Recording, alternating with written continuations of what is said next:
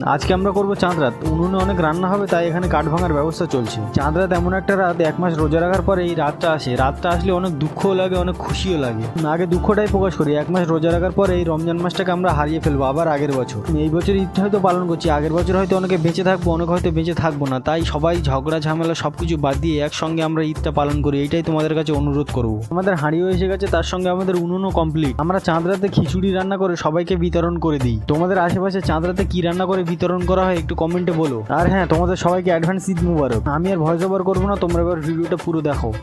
আরশের মেহমান করেছেন আল্লাহ, কত শান কত মান।